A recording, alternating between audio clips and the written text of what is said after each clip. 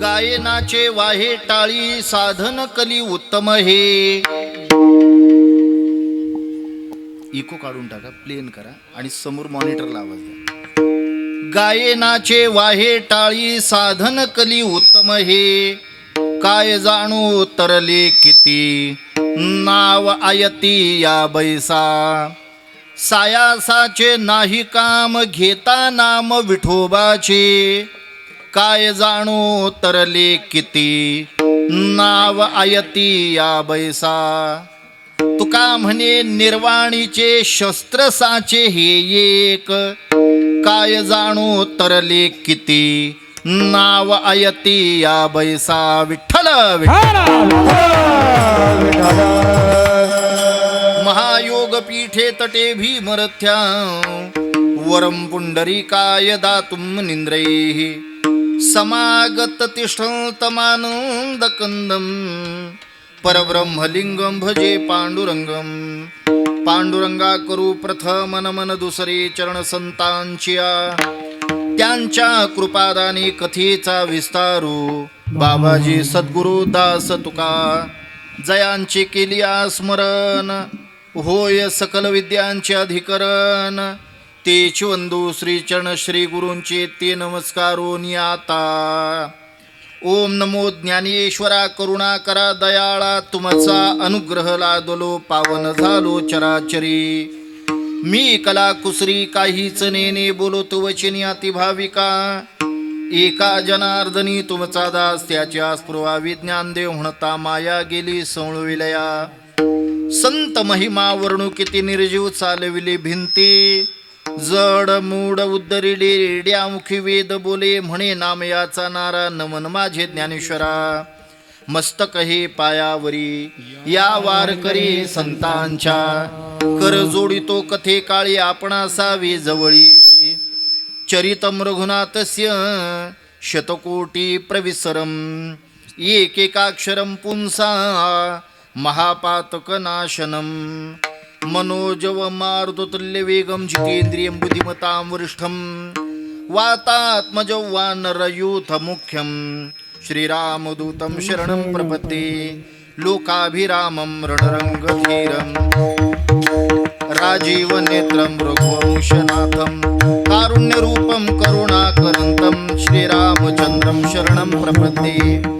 वसुदेव सुतं देवं कौसचानूरमर्दनं. देवकी परमानंदं. कृष्णं वंदे जगद्गुरु. कृष्णाय वासुदेवाय हरये परमात्मने. प्रणतक्लेशनाशाय गोविंदाय नमो नमः. या देवी सर्वभूतेषु शक्तिरूपेण संस्थिता. नमस्तस्ये नमस्तस्ये नमस्तस्ये नमो नमः. विठ्ठल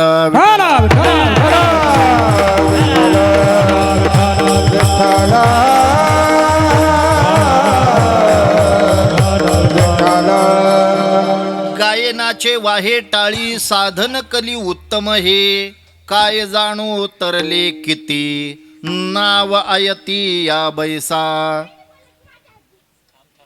प्रस्तुत प्राप्तस्थळी प्राप्त प्रसंगी प्रभू सेवेकरिता निवडलेला अभंग श्री संत जगद्गुरु तुकाराम महाराज यांचा चारचरणाचा बहुतेकांच्या परिचयाचा.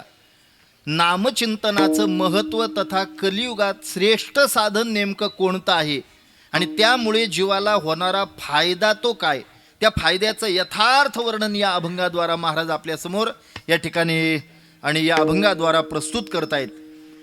सेवेला आरंभ करण्या अगोदर किन निमित्ताने आपण सर्व मंडळी या ठिकाणी एकत्र आलेला आहात. आपण सर्वांना ज्ञात आहे, महाशिवरात्रीच्या निमित्ताने अखंड हरिनाम सोहळा सप्ताह सोहळा जय संताजी युवा प्रतिष्ठान विंचूर तथा श्री शनेश्वर तेली पंच कमिटी तथा विंचूर ग्रामस्थ यांच्या आयोजनातून यांच्या नियोजनातून याही वर्षी हा सोहळा उत्साहाने पार पाडत असताना आजच्या या प्रथम दिवसाची चिंतनरूपी सेवा माझ्याकडे आलेली आहे. मी माझं परम भाग्य समजतो. अनेक संत महात्म्यांचे आशीर्वाद या निमित्ताने आपल्याला लाभलेले आहेत. समस्त ग्रामस्थ मंडळीच्या सहकार्याने वैकुंठवासी योगीराज तुकाराम बाबा माऊली कारभारी मास्तर बाबा भगरी बाबा वैकुंठवासी दिगंबर महाराज अंमळनेरकर तथा दासोबा महाराज, वैकुंठवासी परमपूज्य नाना महाराज वडनेरे यांच्या कृपा आशीर्वादाने वैकुंठवासी हरिभक्तवेन रंभाजी महाराज गाजरे, बापू महाराज विंचुरकर यांच्या सहकार्याने समस्त ग्रामस्थ मंडळीच्या सहभागातून सहकार्यातून गायनाचार्य, मृदंगाचार्य, टाळकरी, वारकरी, माळकरी, आपण सर्व श्रोतृवर्ग या सर्वांच्या प्रमुख उपस्थितीमध्ये हा सोहळा संपन्न होतो आहे. याही वर्षी हा सोहळा उत्साहाने पार पडत असताना आजच्या या प्रथम दिवसाची चिंतनरूपी सेवा माझ्याकडे आली. मी माझं परमभाग्य समजतो ज्या न्यायाने आपणा सर्वांच्या दर्शनाचा योग या निमित्ताने मला घडलेला आहे. वारकरी संप्रदायाच्या नियमाप्रमाणे सप्ताह सोहळा कितीही दिवसाचा असो, पहिल्या दिवशी नामपर प्रकरणातला अभंग असावा, दुसऱ्या दिवशी संतपर प्रकरणातला अभंग असावा, तिसऱ्या दिवसापासून 6 दिवसापर्यंत त्या कीर्तनकाराने भक्तिपर, अद्वैतपर, उपदेशपर, संतपर यापैकी कोणताही एखादा अभंग घेतला तरी चालतो. पुन्हा 6 दिवस आपण जी देवाची सेवा केलेली आहे, या सेवेच्या संबंधाने 7व्या दिवशी देवाकडे काहीतरी मागणं मागावं, याकरता मागणी या स्वरूपातील अभंग असावा. आणि काल्याच्या दिवशी एखादा काल्याचा अभंग, एखादी विरहिणी, एखादी गवळण सेवेकरिता असावी, असा वारकरी संप्रदायाचा अलिखित नियम आहे. या नियमाला अनुसरून आज प्रथमच दिवस असल्या कारणाने या ठिकाणी हे नामचिंतनाचं महत्त्व सांगणारा हा अभंग सेवेकरिता आपल्यासमोर गायलेला आहे. अभंगाचा सरळ भावार्थ अशा प्रकारचा आहे. महाराज म्हटले, हो, कलियुगातलं श्रेष्ठ साधन मी आज तुम्हाला त्या ठिकाणी सांगतोय. हो, तुम्ही काय केलं पाहिजे? तुम्ही गायलं पाहिजे, तुम्ही नाचलं पाहिजे आणि तुम्ही टाळी वाजवली पाहिजे. गायनाचे वाहे टाळी साधन कली उत्तम आहे. हेच कलियुगातलं उत्तम साधन आहे. हो महाराज, कळालं आम्हाला. पण या साधनाचा अवलंब करून किती लोक तरुण गेले? महाराज म्हटले, किती लोक तरुण गेले हे मला सांगता येत नाही.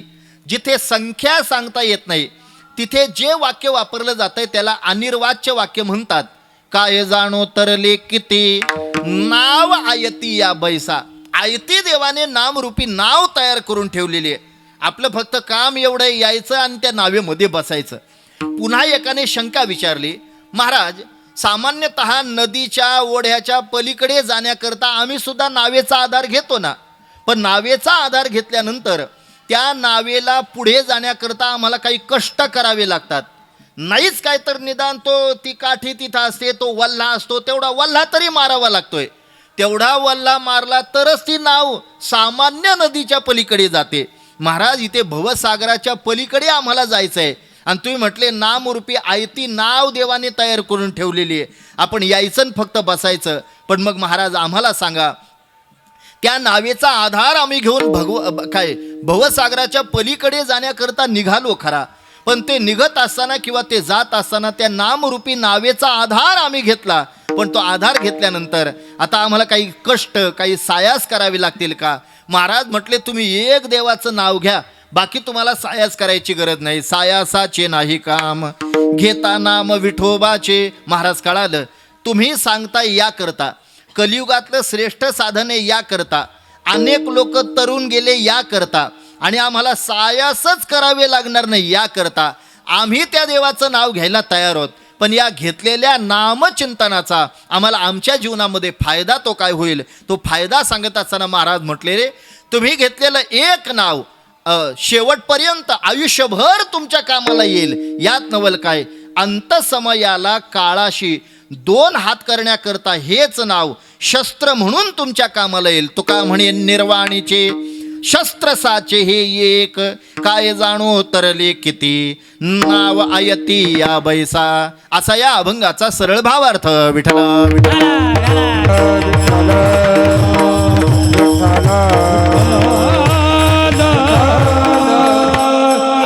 अभंग जगद्गुरु तुकोबारायांचा आहे. आणि या अभंगातून श्रीसंत जगद्गुरु तुकाराम महाराजांनी कलियुगातलं श्रेष्ठ साधन सांगितलेलं आहे बरं का. आता बाकी काही इतर विचार सांगण्यापेक्षा आपण अभंगाचं चिंतन करूया बरं का. याचं कारण काय? अगदी वेळ झालेला आहे, 8:05 झालेले आहेत. म्हणजे त्या खटवांगाला तरी 1 तास होता, मला 55 मिनिटं आहेत बरं का, लक्षात घ्या. हा, या 55 मिनिटात आपल्याला पुढील प्रवास करायचा आहे. असो, अभंग जगद्गुरु तुकोबारायांचा आहे. या अभंगातून श्री संत जगद्गुरु तुकाराम महाराजांनी कलियुगातलं श्रेष्ठ साधन नेमकं काय ते साधन आपल्या समोर मांडलेलं आहे. खरं तर त्या युगाचा जर विचार करायचा झाला तर त्या युगामध्ये देवप्राप्तीची साधना ही भिन्न भिन्न होती बरं का. हे वेगळं सांगायची गरज नाही. आमच्या शास्त्रकारांनी याबद्दल फार सुंदर वर्णन केलेलं आहे. शास्त्रकार म्हटले, कृतयध्यायतो विष्णू त्रेतायाम यजतो मखे द्वापारे परिचर्यायाम कलौतद हरी कीर्तनात. हो, शास्त्रकार म्हटले त्या युगामध्ये देवप्राप्तीची साधना ही भिन्न भिन्न आहे. मग 4 युग आहेत नाही का, काय सत्ययुग, हो, त्रेतायुग, द्वापारयुग आणि कलियुग. या 4ही युगाचा जरी विचार करायचा झाला तरी या 4 युगामध्ये देवप्राप्तीची साधना ही भिन्न भिन्न सांगितलेली आपल्याला पाहायला मिळते. शास्त्रकार म्हटले, कृतयध्याय तो विष्णू. कृतयुगाचा जर विचार करायचा झाला म्हणजे सत्ययुगाचा जर विचार करायचा झाला तर सत्ययुगामध्ये जपतपादी साधनाने ध्यानधारणेतून देवाची प्राप्ती होत होती बरं का. आता एक लक्षात घ्या, कृतयुगामध्ये जे साधन त्या ठिकाणी देवप्राप्तीचं सांगितलेलं आहे ते साधन आता आपल्याला कलियुगात करून जमेल का, तर याचं एका वाक्यातलं उत्तर आहे, आपल्याला जमणार नाही बरं का. याचं कारण काय हो, तर 2 प्रकारचे प्रतिबंध आडवे येत आहेत आणि या 2 प्रतिबंधामुळे माणसं कृतयुगातलं साधन आता आणि कलियुगामध्ये करू शकत नाही. आता हे 2 प्रतिबंध कोणते? पहिला प्रतिबंध सांगितलेला आहे, तेवढं आयुष्य प्रमाण आपल्याकडे नाही आहे. नंबर 1 हा पहिला प्रतिबंध. आणि दुसरा प्रतिबंध असा आहे की तेवढी पवित्र जप करण्याकरता, तपश्चर्या करण्याकरता तेवढी आता जागा पवित्र शिल्लक नाही आहे. या 2 प्रतिबंधाचा विचार करायचा नाही, आपल्याला पुढे चालायचं आहे. मी म्हटलं पहिला प्रतिबंध असा आहे की हो, कृतयुगातलं साधन आता कलियुगात करून का जमणार नाही, तर कृतयुगा एवढं माणसाला आयुष्य प्रमाण आता नाही आहे बरं का. याचं कारण काय हो, तुम्ही कृतयुगाचा सत्ययुगाचा जर विचार करायचा झाला तर सत्ययुगामध्ये 1,00,000 वर्ष आयुष्य माणसाला होतं बरं का. आता 1,00,000 हा आकडा आपण कसा लिहितो, हो, 1वर 5 0, 1,00,000 वर्ष आयुष्य माणसाला त्या काळामध्ये होतं बरं का. हो, झालं असं, जसं जसं युग बदललं ना तसं तसं देवाने आयुष्याची आपली गणती थोडी थोडी कमी केलेली आपल्याला पाहायला मिळते. म्हणजे सत्ययुगामध्ये जर इकडे लक्ष द्या, इकडे लक्ष द्या, तिकडं नका बघू, आता इकडे बघा, मी कसा दिसतो बघा इकडे आता. हा, इकडे बघा. सत्ययुगामध्ये असू द्या, सत्ययुगामध्ये 1,00,000 वर्ष आयुष्य माणसाला होतं. म्हणजे 1वर 5 0. जसं सत्ययुग बदललं, त्रेतायुग लागलं, देवाने काय केलं, त्या 5 0वरचा 1 0 कमी करून टाकला. आता 1वर 4 0 राहिले.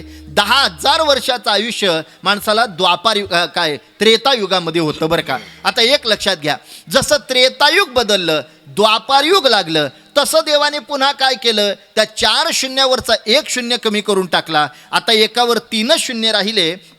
द्वापार युगामध्ये माणसाला 1,00,000 वर्षाचं आयुष्य माणसाला राहिलं बरं का. आता एक लक्षात घ्या, जसं द्वापारयुग संपलं आणि कलियुग लागलं, देवाने काय केलं, त्या 3 0वरचा 1 0 परत कमी करून टाकला. आता 1वर 2 0 राहिले. 100 वर्षाचं आयुष्य माणसाला राहिलं बरं अल्प आयुष्य मानव देह शतक निलेते अर्धरात्र खाय मध्ये बालत्व पीडा रोग क्षय काय भजनाची मुल देते माय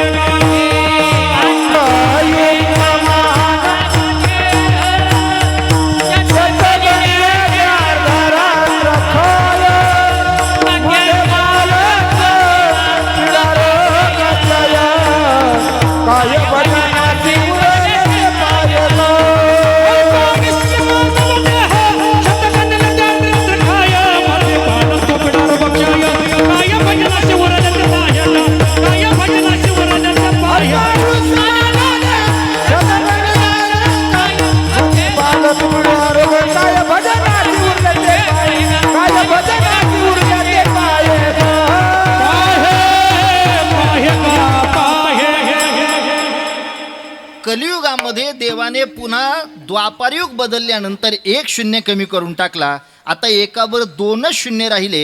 100 वर्षाचं आयुष्य माणसाला राहिलं बरं का. देवाने 1 0 कमी करून टाकला. आता देवाला एकच प्रार्थना करायची, देवा शून्य पुसायच्या भानगडीत पडू नको बरं का, नाही तर होईल काय हो, 10च वर्षाचं आयुष्य माणसाला राहील, 2च पंचवार्षिक होतील बरं का, लक्षात घ्या.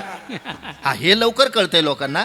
हो, 100 वर्षाचं आयुष्य माणसाला राहिलं बरं का, लक्षात घ्या. आता महाराजांनी प्रमाण दिलं. महाराज म्हटले, अल्पायुष्य मानव देह शतगणली ते अर्ध रात्र खाय. अत्यंत अल्प माणसाला आयुष्य प्राप्त झालेलं आहे. त्याच्यामध्ये आता ते आयुष्य माणसाने कसं कसं घालवलं याबद्दल फार पुढं चांगलं वर्णन आहे. शतगणली ते अर्ध रात्र खाय. अर्धी आपली झोपेत चाललेली आहेत बरं का. याच्या थोडंसं, या वाक्याच्या थोडंसं विरोधात जातोय मी. अर्धी नाही, जरा त्याच्यापेक्षा जास्तीची आपली झोपेत चाललेली आहेत बरं का, लक्षात घ्या. याचं कारण काय हो? अहो, मी म्हणतो दुपारी वामकुक्षीच्या नावाखाली लोक 2-2 तास झोप काढूनच घेतात बरं का, लक्षात घ्या. वास्तविक वामकुक्षी या शब्दाचा अर्थ असा आहे, दुपारी जेवल्यानंतर वाम म्हणजे डाव्यान, कुक्षी म्हणजे कुस, डाव्या कुशीवर 15 मिनिटं पडणे याला वामकुक्षी म्हणतात. पण 15 मिनिटाच्या नावाखाली लोक 2-2 तास झोप काढूनच घेतात बरं का. आणि त्याच्यामुळे शतगणली ते अर्धरात्र खाई नाही, जरा जास्तच खाय बरं का, लक्षात घ्या. पण तरी पण आपण 50 पकडा, 50 आपली झोपेत गेली. उर्वरित 50 मध्ये आपण काय काय केलं महाराज फार सुंदर वर्णन करतायत. शतगणली ते अर्धरात्र खाय मध्ये बालत्व, पीडा, रोग, क्षय. काय भजनाशी उरले ते पाहे का. बाकी सगळ्या करता लोकांनी आयुष्य घालवलं, पण भजना करता माणसाला काही उरलं नाही बरं का. याचा अर्थ काय हो? याचा अर्थ असा आहे, अत्यंत अल्प माणसाला आयुष्य प्राप्त झालेलं आहे. तुम्ही सत्ययुगाचा जर विचार करायचा झाला, सत्ययुगामध्ये 1-1 लाख वर्ष आयुष्य माणसाला त्या काळामध्ये होतं. आणि म्हणून 1 लाख वर्ष आयुष्य असल्यामुळे 60-60 हजार वर्षापर्यंत तपश्चर्या केलेले ऋषी त्या काळातले आजही आपल्या वाचनात जात आहेत बरं का. पहिला प्रतिबंध, तेवढं आयुष्य आपल्याकडे नाही आहे. नंबर 2, मी म्हटलं दुसरा प्रतिबंध असा आहे की तेवढी पवित्र जागा आता शिल्लक नाही आहे बरं का. हो, नाही का. याचं कारण काय हो? हो, तीर्थक्षेत्राचा जरी विचार करायचा झाला तरी कलियुगाचा अभाव म्हणा किंवा कलियुगाचा वारा त्यांना लागला म्हणा, पण तीर्थक्षेत्र सुद्धा आता भ्रष्ट झालेली आपल्याला पाहायला मिळत आहेत. पण मग ऐका हो, जपतपादी साधना करण्याकरता आता पवित्र जागा अशी शिल्लक नाही आहे. आणि त्याच्यामुळं कृतयुगातलं आणि जपतपादी साधन माणसं आता कलियुगात करू शकत नाही बरं का. मग आता ऐका हो, आता जागा पवित्र शिल्लक नाहीच का? तर तसंही काही नाही आहे बरं का. ज्ञानोबरायांनी आजही या कलियुगामध्ये 2026 मध्ये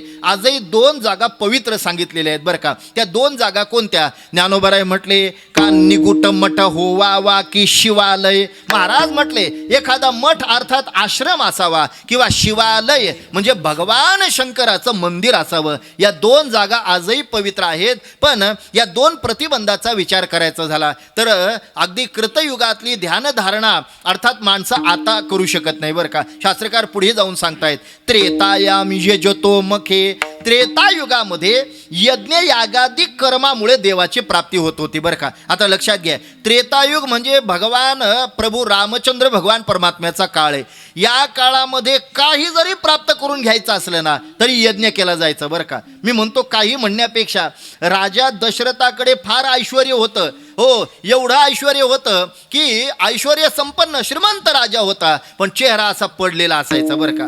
चेहरा असा आपल्यासारखा चेहरा असा पडलेला असायचा. बाकीचे लोक म्हणायचे का हो, अहो एवढं ऐश्वर्य तुमच्याकडे आहे तरी तुम्ही तुमचा चेहरा असा पडलेला आहे, याचं कारण काय? ते म्हटले याचं एकच कारण आहे, म्हणजे एवढं ऐश्वर्य आहे पण हे सगळं जोपासण्याकरता माझ्या मागे कोणी पोटी पुत्र संतान नाहीये आणि याकरता माझा चेहरा असा पडलेला आहे बरं का. रामायणातला राजा दशरथाचा डायलॉग प्रसिद्ध आहे बरं का.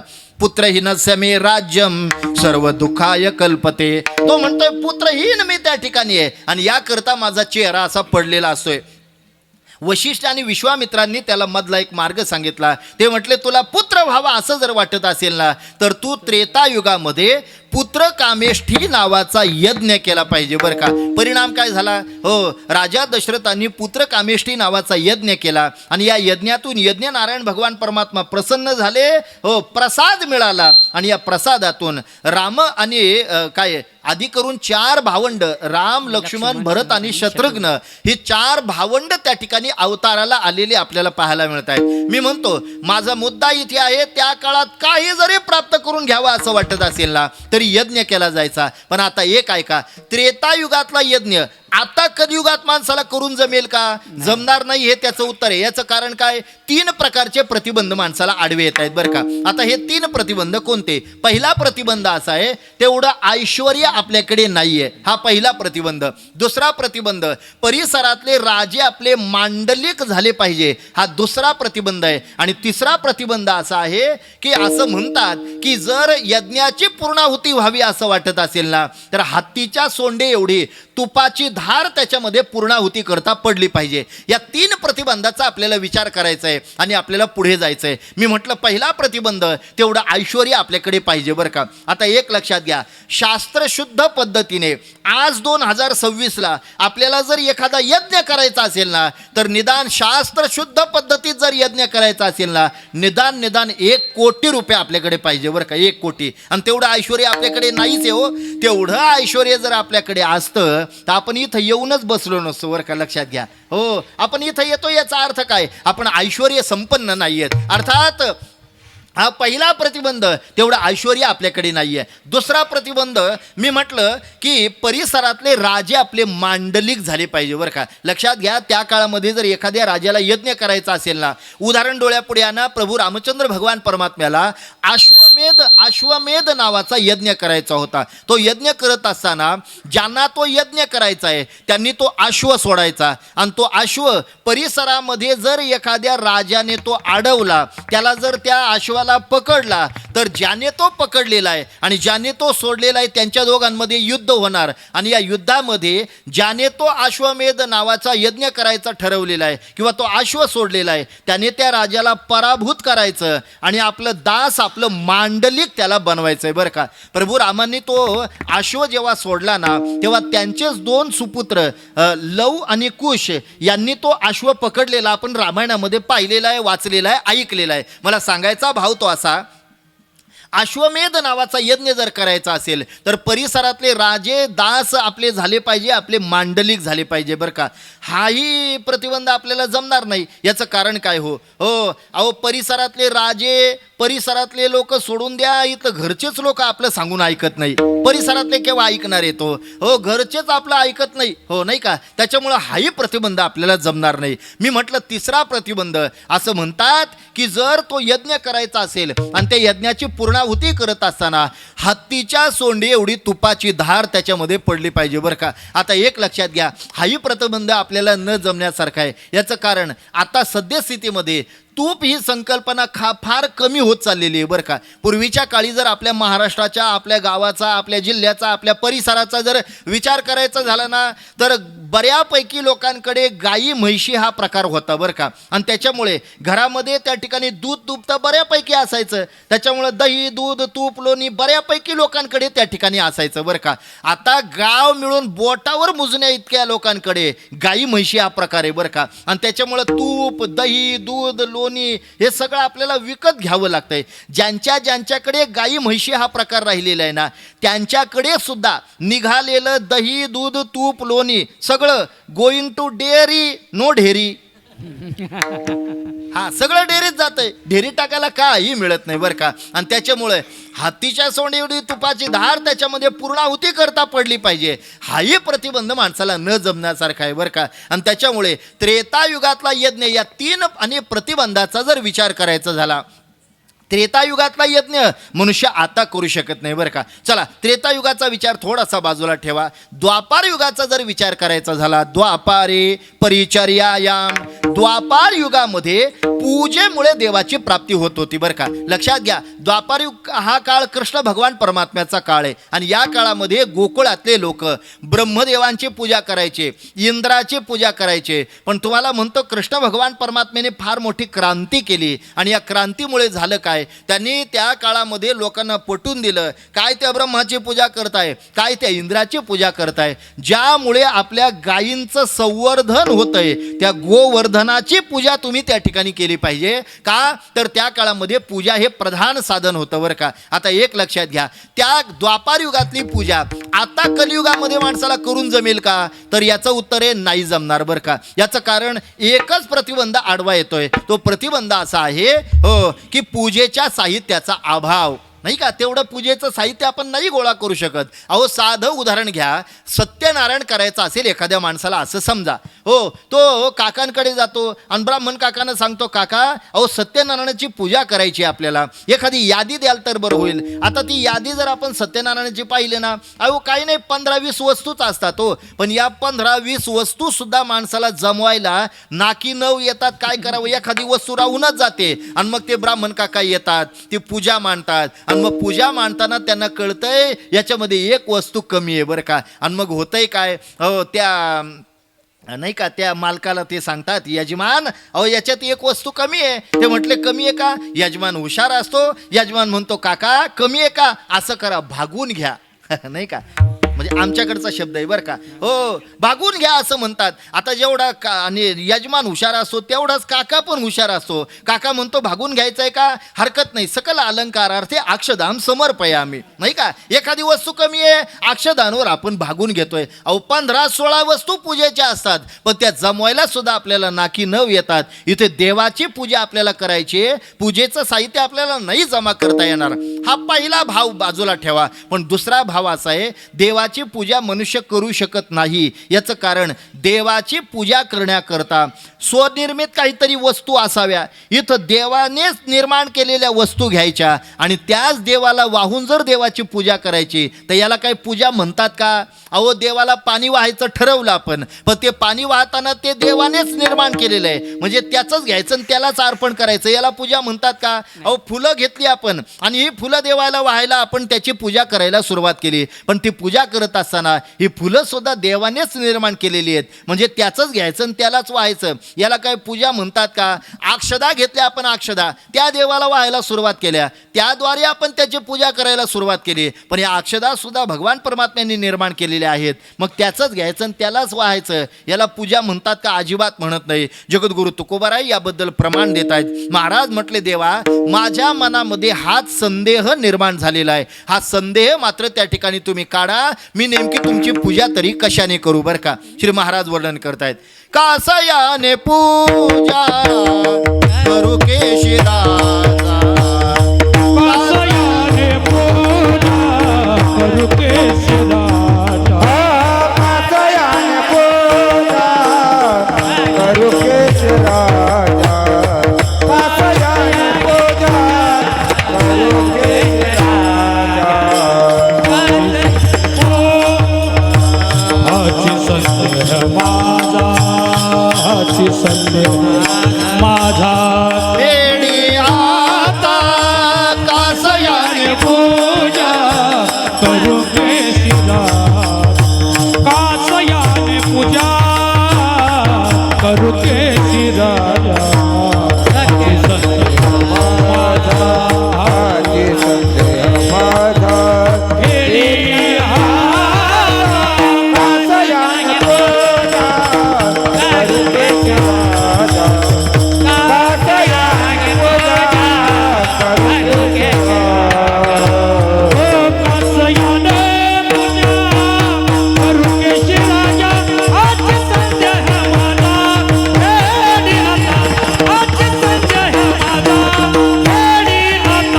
कासयाने पूजा करू केशिराजा.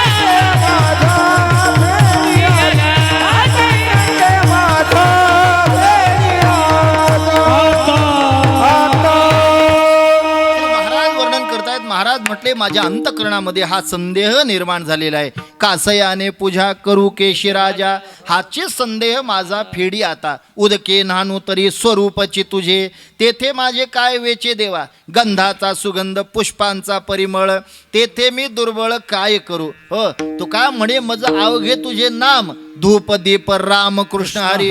अर्थात देवाचंच घ्यायचं आणि देवालाच व्हायचं, याला कसली पूजा म्हणतायत. आणि त्याच्यामुळे द्वापार युगातली पूजा मनुष्य कलियुगात आता करू शकत नाही बरं का. मग आता लक्षात घ्या, घ्या, शास्त्रकार म्हटले जर मनुष्य कृतयुगातली जपतपादी साधना करू शकत नाही, बरं त्रेतायुगातला यज्ञ मनुष्य कलियुगात करू शकत नाही, बरं द्वापार युगातली पूजा मनुष्य आता कलियुगात करू शकत नाही, मग त्याने कलियुगात करावं तरी काय? बरं का शास्त्रकार म्हटले कलवतद हरिकीर्तनात, त्याने कलियुगामध्ये हरिकीर्तन करावं. बरं का कलियुगा माझी करावे कीर्तन देवी नारायणा देना. कलियुगाची करावे कीर्तन, देवी नारायण देईल भेटी, देवी नारायण देईल भेटी. महाराज म्हटले कलियुगा माझी करावे कीर्तन, तेने नारायण देईल भेटी, किंवा सकळासी येते आहे अधिकार, कलियुगी उद्धार हरी नामे.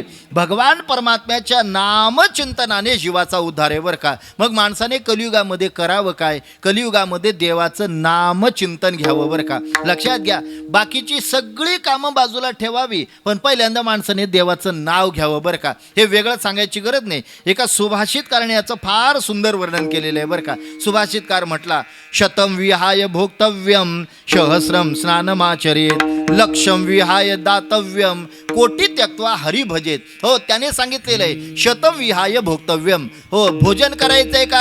100 कामं बाजूला टाका, पण पहिल्यांदा भोजन करून घ्या. बरं का शतम विहाय भोक्तव्यम सहस्रम स्नानमाचरेत. स्नान करायचंय का?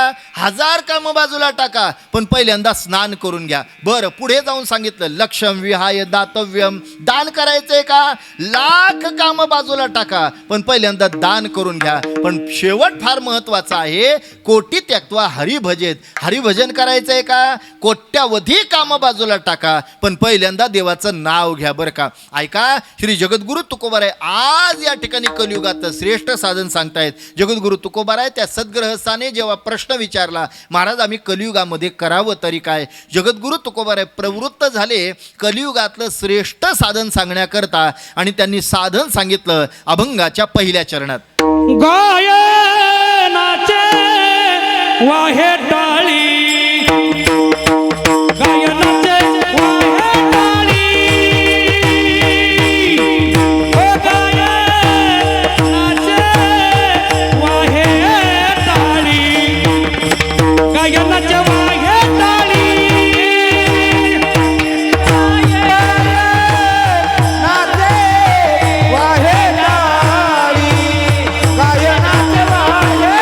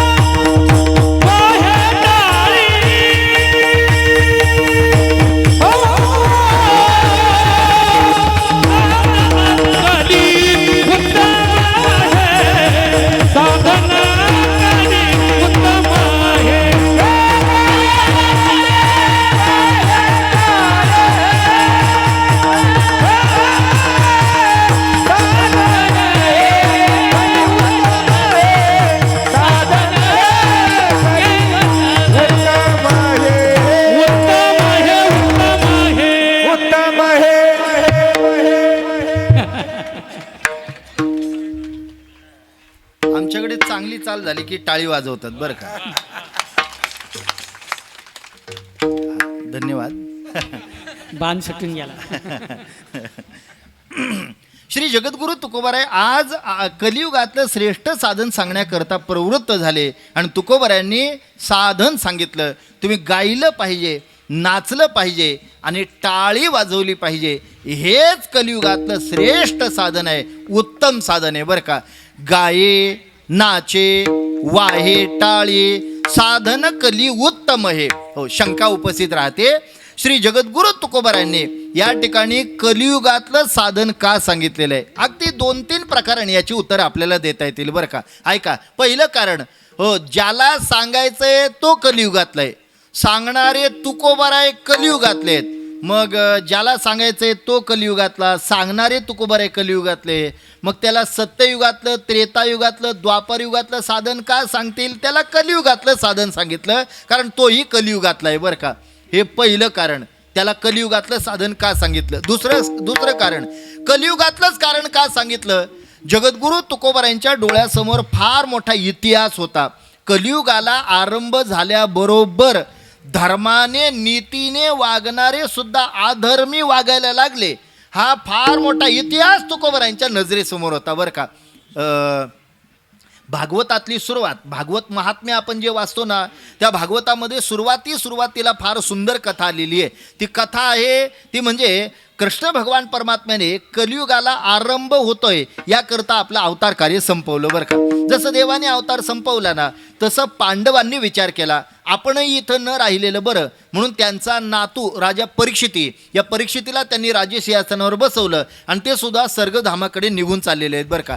या परीक्षितीने विचार केला आता आपण नवीनच त्या ठिकाणी राजे झालेलो आहोत. मग राजे जर झालेलो आहोत ना, राज्याचा दौरा करायला काय हरकत आहे नाही का, परदेशवारी नाही का करायला काय हरकत आहे, असा विचार त्या ठिकाणी त्यांनी केला आणि परिणाम संपूर्ण राज्य फिरायला निघाले. राज्य फिरत असताना एक बंद खोली पाहिली, भलं मोठं कुलूप होतं. सैनिकांना सांगून ते कुलूप उघडलं. आतमध्ये प्रवेश केल्यानंतर एक चंदनाची पेटी होती आणि या चंदनाची पेटी उघडल्यानंतर पाहतायत तर त्याच्यामध्ये हिरे जडित अशा प्रकारचा सोन्याचा मुकुट त्या ठिकाणी होता बरं का. त्याने विचार केला अरे हो, असा हा एवढा चांगला मुकुट ज्याच्यावर सुंदर नक्षीकाम केलेलं आहे, हिरं मानकं मोती त्याला लावलेले आहेत आणि मग असा आणि त्या ठिकाणी मुकुट, असा काही चंदनाच्या पेटी ठेवायचा आहे का, तो आपल्या राजाच्या आणि डोक्यामध्ये शोभून दिसणार आहे बरं का. याकरता तो हातामध्ये घेऊन तो आता परिधान करणार. एवढ्यामध्ये कलिपुरुष तिथं प्रगट झाला आणि या कलिपुरुषाने राहण्याकरता त्याला जागा मागितल्या बरं का. एकंदर महाभारतामध्ये या परीक्षितीने त्याला राहण्याकरता 5 जागा दिलेल्या आहेत. या 5 पैकी सध्या 4शी काही घेणं देणं नाही आपल्याला. 5वी महत्वाची आहे, ती म्हणजे अशी की अनितीने कमावून आणलेलं सोनं किंवा धन जिथे असेल ना, त्याच्यामध्ये मात्र तू त्या ठिकाणी जाऊन राहा बरं का. आणि तो मुकुट त्यांनी परिधान केला. आता हा मुकुट हो, राजा कर भार देत नाही याकरता भीमाने आणि अर्जुनाने बळजबरीने हिसकावूनच आणलेला होता आणि आत्ताच त्याला राहण्याकरता जागा काय दिली, अनितीने कमावून आणलेलं सोनं किंवा धन असेल त्याच्यात तो राहा. नेमकं त्याच्यातच त्याने प्रवेश केला. महाभारत असं आपल्या भागवत असं म्हणतंय की आतापर्यंत हा राजा कधी शिकारीला गेलेला नव्हता, पण जसं कलीने प्रवेश त्याच्यामध्ये केला, मुकुटामध्ये प्रवेश केला, लगेच राजा प्रवृत्त झाला शिकारीला जाण्याकरता बरं का. जर शिकारीला निघाला, सकाळपासून दुपार झाली, दुपारपासून संध्याकाळ झाली, पण राजाला काही शिकार मिळाली नाही बरं का. तहानेने व्याकुळ झालेला राजा पुढे एक आश्रम त्याला लागला. तो शमीक नावाच्या ऋषींचा आश्रम होता. या ऋषींच्या आश्रमामध्ये गेला. हे शमीक ऋषी ध्यानस्थ बसलेले होते. बाह्य जगाशी संबंध तुटलेला होता. कोण आलं कोण गेलं याचे जाणीव त्यांना नव्हते. अगदी तुकोबारायांच्या प्रमाणाने सांगायचं झालं तर असो ऐसा कोठे आठवची नाही, देहीच विदेही भोगदशा. या विदेही अवस्थेला प्राप्त झालेले ते शमीक ऋषी याने 2-4 वेळा आवाज दिला, कोणी आहे का, तहान लागलेली आहे, पाणी द्या. समोर ते शमीक ऋषी दिसले आणि याला मात्र राग आला. हा म्हणायला लागला, हेच ऋषी जेव्हा आमच्या राज्यात येतात तेव्हा यांचे पाय धुवून तीर्थ म्हणून आपण ते पाणी पितो, पण इथं साधं पाणी द्यायला हे तयार नाही. राग आला आणि रागाच्या भरात पलीकडे मेलेला जो सर्प होता तो बाणाच्या टोकावर उचलला आणि या शमीक ऋषींच्या गळ्यामध्ये टाकून दिला बरं का. निघून गेला राजा. तिथं त्या शमीक ऋषींचा मुलगा ऋषी शृंगी तिथे आला. त्याने आपल्या बापाचा झालेला अपमान त्या ठिकाणी पाहिला आणि ज्याने कोणी माझ्या बापाचा अपमान केलेला असेल त्याचा सुद्धा तक्षक नावाच्या सर्पाचा दंश होऊन तो सुद्धा 7 दिवसामध्ये गतप्राण होईल असा आणि शाप त्याला त्या ठिकाणी देऊन टाकला बरं का. दृष्टांत इथे थांबवतो. मला सांगायचा मुद्दा असा आहे, आत्तापर्यंत हा राजा धर्माने नीतीने वागत होता, पण जसं कलियुगाला आरंभ झाला का तसं धर्माने नीतीने वागणारा सुद्धा साधूचा अपमान करायला लागला आणि अधर्मी वागायला लागला. हा फार मोठा इतिहास तुकोबारांच्या नजरेसमोर होता. तुकोबारांनी विचार केला, इथून पुढे या लोकांकडून अधर्म घडणार आहे, या अधर्मातून यांना काहीतरी धर्माची शिकवण द्यावी याकरता म्हणून त्यांनी कलियुगातलं आणि श्रेष्ठ साधन तुमच्या आमच्या समोर आणि प्रस्तुत केलेलं आपल्याला पाहायला मिळतंय बरं का. पुन्हा तीच शंका, जगद्गुरु तुकोबारांनी कलियुगातलं साधन का सांगितलं याचं तिसरं कारण सांगतो. 450 वर्षापूर्वी जगद्गुरु तुकोबारायांना पक्की जाणीव झाली होती 2025ला 2026ला लोक वागतील कसे, नाही का. आणि म्हणून 450 वर्षापूर्वी जो गाथा जगद्गुरु तुकोबारायांनी सांगितला आणि संताजी महाराजांनी जो लिहून काढला ना, त्या गाथेमध्ये तुकोबारायांनी या कलियुगाचं महिमान सांगितलेलं आहे. ऐका कलीचे महिमान, असत्याशी रिझते जन, पापा किती अनुमोदन करती हेळन संताचे. हो, कलियुगातलं महिमान सांगत असताना महाराज म्हटले लोक कलियुगामध्ये अशी वागतील. कशी वागतील? ऐका कलीचे महिमान, असत्याशी रिझले जन.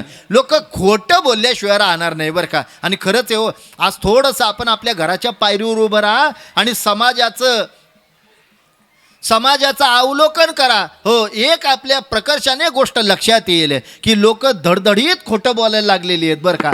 एखाद्या माणसाने ठरवलंच आपण सत्यवचनी राहायचं, आपण खोटं बोलायचंच नाही. आमचं शास्त्र असं म्हणतंय 12 वर्षापर्यंत एखादा व्यक्ती जर सत्यवचनी राहिला, त्याने खोटंच बोलला नाही ना, तर त्याच्या वाणीमध्ये अशी काही शक्ती निर्माण होते की तो जे बोलेल ते झाल्याशिवाय राहत नाही बरं का. ही वाणीमध्ये त्याच्या शक्ती निर्माण होते. पण याकरता निदान 12 वर्ष तरी माणसाने खोटं बोलू नये बरं का. इथं आपल्याला 12 मिनिटं खोटं बोलल्याशिवाय राहत नाही, हा नाही का. हे आपल्याबद्दलचं आहे बरं का. पण लक्षात घ्या, एखाद्या माणसाने ठरवलंच नाही मी सत्यवचनी राहणार, मी खोटंच बोलणार नाही. हो, पण लक्षात घ्या, त्याने जरी ठरवलं मी खोटं बोलणार नाही, तरी देवाने असं काहीतरी केलं आणि खोटं बोलण्याकरता जो म्हणत होता ना मी सत्यवचनी राहीन, त्याही माणसाच्या आणि खिशामध्ये खोटं बोलण्याकरता एक साधन देवाने टाकून दिलं, ज्याचं नाव आहे मोबाईल. असं तुम्हाला खरंच खरं वाटतंय का मोबाईलवर माणसं खरं बोलतात म्हणून? तो महाराज असला तरी म्हणजे तुमचं सांगण्यापेक्षा आमचं सांगितलेलं बरं. हा, जर त्यांना विचारलं ना 3 वाजता महाराज निघाले का तुम्ही प्रवासाला, तो घरीच असतो. तो म्हणतो नाही निघालोय का इगतपुरीपर्यंत आलोय. हो, असत्याशी रिझले जन. लोक खोटं बोलल्याशिवाय राहणार नाही बरं का. हो, सांगू तुम्हाला खोटं बोलल्याचा परिणाम काय होतोय हो नाही का. फार मोठा दृष्टांत आहे, फार मोठा नाही, मी छोटा करून सांगतोय. महाभारतातला प्रसंग आपल्या सर्वांच्या परिचयाचा आहे. त्या द्रोणाचार्यांचा मुलगा नाही का, ज्याचं नाव होतं अश्वत्थामा. हो, या द्रोणाचार्याने प्रतिज्ञा केलेली होती, उद्या सूर्योदयापासून सूर्यास्तापर्यंत या पृथ्वी तलावर पांडव जिवंत दिसणार नाहीच पांडव, पण निदान अर्जुन तरी मेल्याशिवाय राहणार नाही, त्याला मी मारणार बरं का. हो, घबराट निर्माण झाली पांडव कुळामध्ये, पांडवांच्या मनामध्ये बरं का. भगवान म्हटले काळजी कशाला करताय, मी आहे ना. द्रौपदी रडत होती. द्रौपदीला सांगितलं, द्रौपदी काळजी कशाला करते, अगं तू माझी बहीण आहेस, लाडकी बहीण आहेस. हा, हे ज्याला कळालं त्याला धन्यवाद.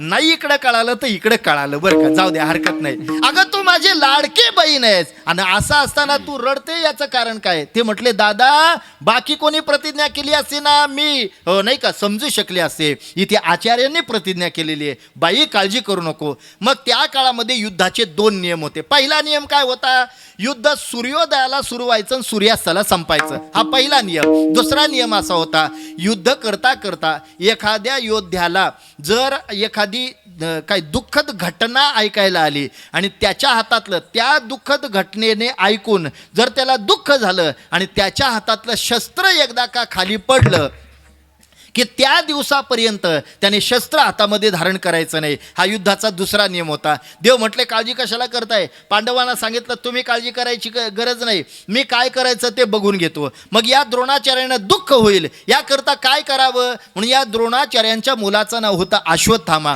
देवाने काय केलं? अश्वत्थामा नावाचा हत्ती मारला आणि सगळ्या त्या रणसंग्रामामध्ये नाही का बोंब उठली. अश्वत्थामा गतोवा, अश्वत्थामा मेला, अश्वत्थामा मेला, अश्वत्थामा मेला. द्रोणाचार्यांच्या कानावर जेव्हा ही गोष्ट कळली गेली तेव्हा त्यांना असं वाटलं अश्वत्थामा मेला म्हणजे आपल्या पोटचा पोरगा मेला की काय. अतीव दुःख झालं आणि दुःखाच्या भरात त्यांच्या हातातलं धनुष्य खाली पडलं बरं का. जसं ते धनुष्य खाली पडलं ना देवाला मात्र हसायला आलं. देव म्हटले जाऊ द्या, नाटक करून का होईना मी माझ्या अर्जुनाला आज वाचवलं बरं का. पण लक्षात घ्या ही गोष्ट खरी आहे का हे विचारावं कोणाला. म्हणून द्रोणाचार्यांनी त्या काळामध्ये विरोधी पक्ष नेत्याची निवड केली होती बरं का. आणि त्या काळातला विरोधी पक्ष नेता म्हणजे धर्मराजा होता बरं का. त्या द्रोणाचार्यांना पक्क माहिती होतं आचार्यांना हा धर्म मेला तरी खोटं बोलणार नाही. आणि मग मात्र त्या ठिकाणी आता ते धर्माकडे यायला निघाले. देवाला कळालं आणि देव म्हटले हे पहा आत्ता तुझ्याकडे आचार्य येणार आहेत. लक्षात घे मी सांगतो या करता म्हणजे जगाचा मालक तुला सांगतो या करता तुला खोटं बोलावं लागेल. नंबर 1 तुझा भाव वाचावा असं मनापासून तुला जर वाटत असेल तर तुला खोटं बोलावं लागेल. नंबर 2 आणि युद्धात आणि अजून एका ठिकाणी खोटं बोललं तरी चालतंय हो या करता हो तुला खोटं बोलावं लागेल. नाही का मला माहिती आहे तू सगळं वाक्य खोटं नाही बोलणार, तू खोटंच बोलणार नाही हे पण मला माहिती आहे. पण मी सांगतो याकरता खोटं बोलायला काय हरकत आहे? काय भाव वाचावा याकरता खोटं बोलायला काय हरकत आहे? युद्धात खोटं बोललं तरी चालतं याकरता खोटं बोलायला काय हरकत आहे? ऐक ना मला माहिती आहे सगळं एक वाक्य तू खोटं बोलणार नाही पण अर्ध वाक्य पहिल्यांदा खरं बोल पण नंतरचं अर्ध वाक्य खोटं बोलायला काय हरकत आहे? तुझा भाव वाचणार आहे ना. देवाने सांगितलं या करता भाव वाचावा या करता आणि युद्धात खोटं बोललं तरी चालतं या करता धर्मराजा खोटं बोलायला तयार झाले. जेव्हा द्रोणाचार्य समोर आले द्रोणाचार्याने विचारलं धर्मा खरं सांग ना माझा मुलगा अश्वत्थामा मेला का? हो राजा धर्माने पहिलं वाक्य अर्ध खरं बोलला अश्वत्थामा गतोवा म्हणजे अश्वत्थामा मेला. पुढचा अर्ध वाक्य मात्र तो खोटं बोलला. नरोवा कुंजरोवा तो नर होता की कुंजर म्हणजे हत्ती होता हे मला सांगता येणार नाही. उभ्या धर्मराजाच्या आयुष्यामध्ये एका वाक्यातलं अर्ध वाक्य धर्मराजा खोटं बोलला तर असं म्हणतात धर्मराजा जेव्हा स्वर्गाला चाललेला होता तेव्हा त्याच्या डाव्या पायाचा अंगठा गळून पडला. माझा मुद्दा संपला. फक्त इथे आता याच्यातून आपल्याला एवढाच भाव घ्यायचा आहे. हिशोब करण्यासारखी गोष्ट आहे. उभ्या एका आयुष्यातल्या एका वाक्यातलं अर्ध वाक्य जर खोटं बोललं तर डाव्या पायाचा अंगठा गळून पडला राजा धर्माचा. आपलं काय काय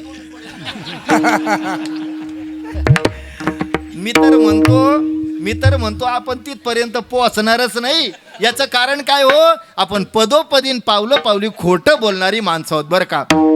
कलियुगातलं महिमान सांगत असताना जगद्गुरु तुकोबाराय विचार करतायत कलियुगामध्ये लोक आशीच्या आशीच वागतील आणि म्हणून त्या 450 वर्षापूर्वी तुकोबारायांनी जेव्हा गाथा संताजी महाराजांनी जेव्हा लिहिला तेव्हा त्या गाथेमध्ये त्यांनी त्या ठिकाणी कलियुगाचं महिमान सांगितलेलं आहे. ऐका कलीचे महिमान असत्याशी रिजले जन पापा देते अनुमोदन करती हेळन संताचे. लोक साधूचा अपमान कलियुगामध्ये असंच्या असंच लोक वागतील आणि याच्यामुळे पाप प्रवृत्तीकडे लोक जास्त ओढावतील. पण या पापातून वाचून त्यांना थोडाफार पुण्याचा आणि भाग आपल्या अंतःकरणामध्ये प्रविष्ट व्हावा याकरता आपण काहीतरी साधन सांगितलं पाहिजे. म्हणून तुकोबाराय कलियुगातलं साधन सांगायला तयार झाले. काय साधन सांगितलं? महाराज म्हटले कलियुगातलं उत्तम साधन मी तुम्हाला सांगतोय. तुम्ही गायलं पाहिजे, तुम्ही नाचलं पाहिजे आणि तुम्ही टाळी वाजवली पाहिजे बरं का. ऐकणारे लोक म्हटली महाराज गाण्याने देवाची प्राप्ती होते का? महाराज म्हटले हो ना गाण्याने देवाची प्राप्ती होते बरं का. आणि याकरता हो अनेकांनी गायलेलं आहे मग आपल्याला गायला काय हरकत आहे? कोणी कोणी गायलं यादीच सांगता येईल बरं का. 18 पुराणे हरिषी गाती 18 पुराण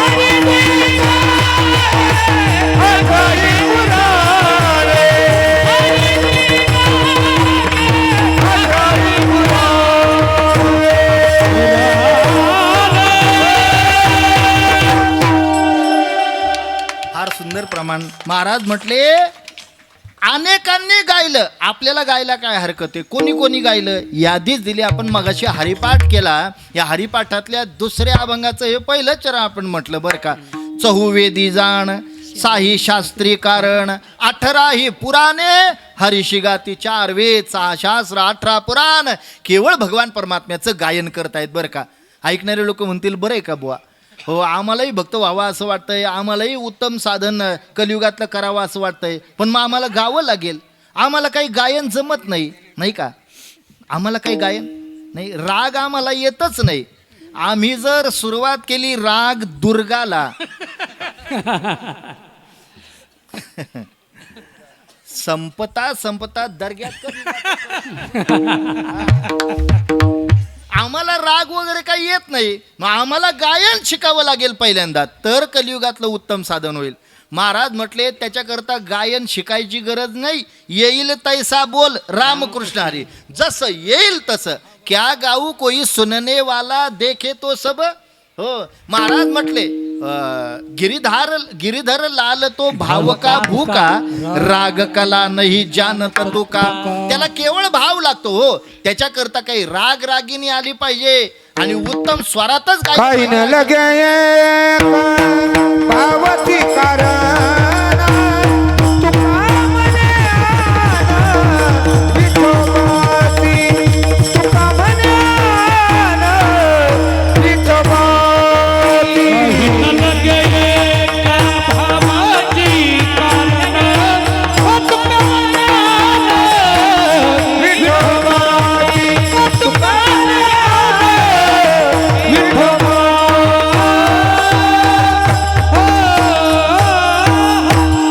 महाराज म्हटले काही ना लगे एक भावचे कारण तुका म्हणे आन विठोबाचे. अर्थात माणसाने गायलं पाहिजे बरं का. लक्षात घ्या, गाऊन जीवाचा उद्धार होतोय हे वेगळं सांगायची गरज नाही. अनेकांचा गाऊन उद्धार झाला, आपला का होणार नाही? मग आपला का होत नाही हो? याचं कारण सांगतो तुम्हाला. आपल्याला काय गावं हे कळत नाही, कसं गावं हे कळत नाही, आणि किती गावं हे कळत नाही बरं का. नाही का? या 3 प्रश्नाची उत्तर घ्यायची आणि पुढे चालायचं. आपल्याला काय गावं हे कळत नाही बरं का. काय गावं? अहो देवाचे गुणानुवाद गावे बरं का. मी प्रमाण सांगतो म्हणजे कळेल आपल्याला. श्री महाराज त्या ठिकाणी ग्वाहीच देत आहेत, जेने हा जीव दिला दान तयाचे करीन चिंतन जगत जीवन नारायण. याचं पुढचं महत्वाचं आहे, गायीन गुण तयाचे किंवा गुण गायीन आवडी हेच माझी सर्व जोडी. मी तुम्हाला प्रत्येक शब्दाला प्रमाण देतोय बरं का. लक्षात घ्या, प्रत्येक शब्दाला प्रमाण. का बुवा जरा प्रामाणिक जाऊ दे, हरकत नाही, विनोद सोडा. निदान कीर्तनकाराने आपण जे बोलतोय त्याला काहीतरी प्रमाण असावं हो, नाही का?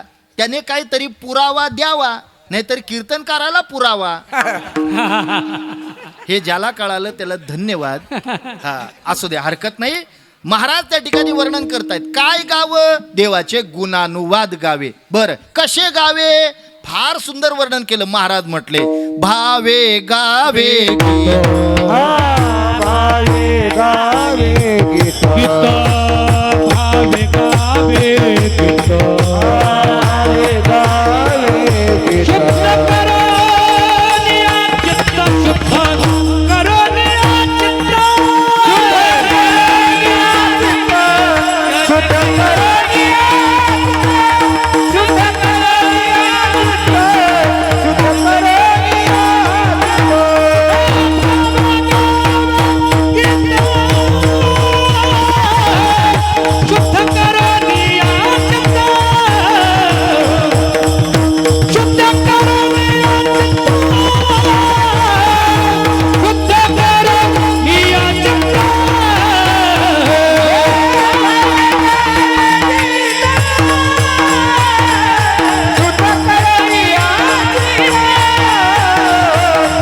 शुद्ध करून या चित्त, शुद्ध करून या चित्त.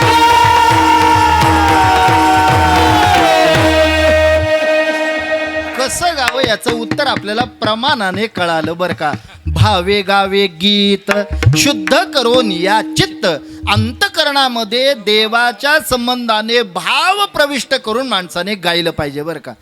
काय गावं कळालं, देवाचे गुण गावे. कसे गावे? भावयुक्त अंतकरणाने गावे. शेवटचा महत्त्वाचा प्रश्न आहे, किती गावे? याचं एका वाक्यातलं उत्तर आहे अखंड गावे. बरं का, अखंड खंडेना जीवन रामकृष्ण नारायण. आहो रात्र दिन रजनी हाच धंदा, गोविंदाचे पवाडे नकळे दिवस की राती, अखंड लागली शे ज्योती. अहो रात्र सांगू तुम्हाला, जो महात्मा आहे ना, महात्मा आपल्या जीवनातला क्षण सुद्धा वाया घालवत नाही. बरं का, लक्षात घ्या. आपल्याला आपला संसार सुखी व्हावा असं ज्याला वाटतंय आणि आपला परमार्थ सुखी व्हावा असं ज्याला वाटतंय, त्यांनी एकच काम करावं. बरं का, काय काम करावं? ऐका ऐका, मी काम सांगतो तुम्हाला. आपला संसार सुखी व्हावा असं ज्याला वाटतंय ना, त्यांनी अन्नाचा कण वाया घालू नये. आणि आपला परमार्थ सुखी व्हावा असं वाटत असेल ना, त्याने जीवनात मिळालेला क्षण वाया घालू नये. बरं का, मग त्याने काय करावं? त्याने एक करावं, काळ सारावा चिंतने, एकांतवासी गंगा स्नाने, देवाच्या पूजने, प्रदक्षिणा तुळशीच्या. त्याने काळ आपला चिंतनात घालवायचंय. बरं का, जो महात्मा आहे ना, आपल्या जीवनातला क्षण सुद्धा वाया घालवत नाही. बरं लक्षात घ्या. एकदा अर्जुनाने देवाला विचारलं, देवा सांग ना, महात्मा कुणाला म्हणतात? अर्जुनाला प्रश्न विचारला, काय रे बाबा तू मला हा प्रश्न आताच का विचारला? तो म्हटला, काही नाही देवा, मघासपासून तू म्हणतोय हो महात्म्याच्या जवळ गेलं पाहिजे, त्याची भेट घेतली पाहिजे. असा महात्मा जर तुला भेटला तर त्याची सेवा कशी करावी याचा विधी सुद्धा तो मला तद्विधी प्रणिपातेन परिप्रश्नेन सेवया या नियमाप्रमाणे तुम्हाला सांगितलेला आहे. देवा तो मला कळालेला आहे, पण महात्मा कुणाला म्हणतात याबद्दल मी अनभिज्ञ आहे, मी अज्ञानी आहे, मला तेवढी काही बुद्धी नाही आहे, मी अबुद्धीचा आहे. याकरता तू मला महात्मा कुणाला म्हणतात एवढं सांग. बरं का, भगवान म्हटले. मग भगवान परमात्म्याने महात्मा पदाची व्याख्या सांगितली. बरं का, महात्मान सुमाम पार्थम दैवीम प्रकृती आश्रिता. अरे बाबा, ज्याच्या ठिकाणी दैवी गुणसंपत्ती आश्रय करून राहते ना, त्याला महात्मा म्हणतात. अर्जुनाने प्रतिप्रश्न केला, देवा महात्मा कुणाला म्हणतात कळालं मला, पण असा महात्मा महात्मा होण्याकरता आपल्या जीवनात काय करतोय? अरे त्याला महात्मा व्हायचंय, मग महात्मा होण्याकरता तो काय करतोय?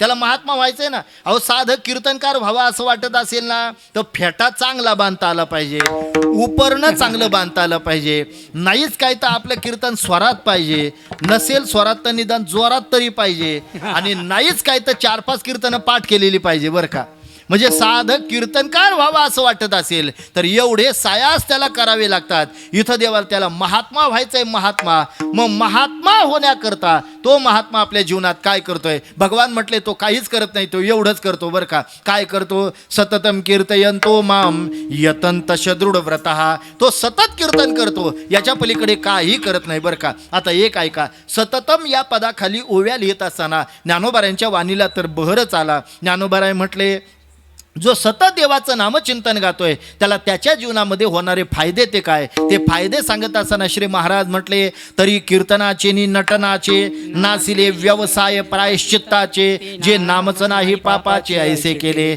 यमदमा अवकळा आणिली, तीर्थे ठाया उरणे उठविली, यमलोकेची खुंटली रहाटे आगवे, यम म्हणे काय अगावे, दो म्हणे कवनाते दमावे, तीर्थे म्हणते काय खावे, दोष शोकदाची नाही, काही एखादीने वैकुंठा जावे. देवा वैकुंठ प्रत तुझं नाव नेऊन पोहोचवतंय. अर्जुनाने प्रतिप्रश्न केला, देवा तुझं नाव जर वैकुंठाप्रत नेऊन पोहोचवतंय तर तुझी 1000 नाव आहेत असं मी ऐकलेलं आहे. नामाच्या सहस्त्रवरी तुझी 1000 नावं आहेत. मग तुझी जर 1000 नावं आहेत तर तो महात्मा होण्याकरता आपल्या जीवनामध्ये त्या 1000पैकी कोणकोणती नावं घेतो एवढं मला सांग. बरं का, भगवान म्हटले त्या 1000पैकी तो ही नावं घेतो, पण अखंड घेतो हे त्याचं उत्तर आहे. बरं का, मग कोणकोणती घेतो हे सांगत असताना श्री भगवान म्हटले, कृष्ण विष्णू हरी गोविंद या नामाचे निखिल प्रबंध माझी आत्मचर्या विशद उदंड गाती. ते कृष्ण विष्णू हरी गोविंद यापैकी कोणाचंही घेतात, पण उदंड गाती म्हणजे अखंड घेतात हे त्याचं उत्तर आहे. बरं का, प्रश्न होता आपला, काय गावं? देवाच्याने गावे. किती गावे? अखंड गावे. बरं का, आणि म्हणून महाराज म्हटले माणसाने गायलं पाहिजे. बरं का, गाऊन जीवाला देवाची प्राप्ती आहे. याकरता तुकोबाराय सुद्धा म्हणतायत, मी सुद्धा गातो आणि मी सुद्धा नाचतोय. बरं का, पण हे सगळं मी आनंदाने करतोय. मी गातो नाचतो आनंदे मी गातो नाचतो आनंदे नाचतो आनंद मी गातो नाचतो आनंद वेडा झालो मी तव छंदे वेडा झालो मी तव छंदे मी गातो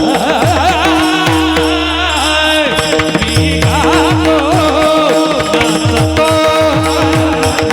गातो नाचतो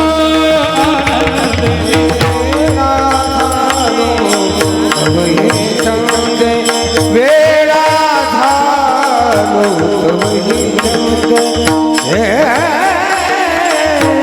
मी गातो नाचतो आनंदे मी गातो नाचतो